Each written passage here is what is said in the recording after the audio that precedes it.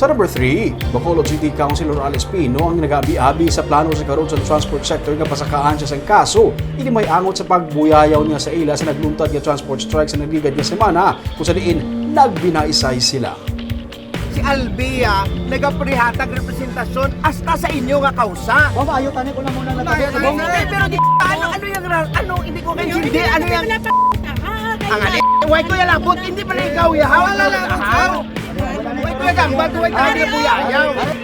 Wala pa po ni Councilor Al Victor Espino ang magpamuyayaw sa nagluntad ang mainit nga pagbinaisay. Sang siya ang ginatubang sa katapos ang Bacolod Alliance of Commuters, Operators and Drivers upod ang undok kag NBTC kag mga progresibo nga grupo sa transport strike sa Mayo 8. Gani ginalantaw karon sa grupo ang pagpasaka sang kaso batok sa iya. Wala naman nagakalingkang ang pamuno sa Committee on Transportation and Traffic sa konseho sang syudad nga handa man magpasaka sang counter charges. Yan pahayagman sa konsehal nga wala man nangin madinalagon ang untat biyahe bangod masobra sa 80% sa katapos ang transport sector ang wala nagupod sa among nga grupo.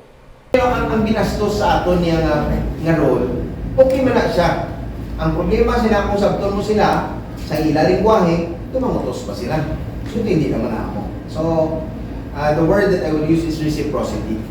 Kung gusto mo ang buhaton ko sa imo, kasubong man sa buhaton mo sa akon, mayo madali ipakita mo, hindi mo yung pagpagyon sa amo na kapamaano. So, kasi siguraduon na nila nga madutlan ko sa nila nga ipay nga kaso, be it criminal, administrative, or civil, because at the end of the day, ako yan hindi ko magpayo, I will come at them once nga I will be absolved from these accusations, lagsun ko man sila.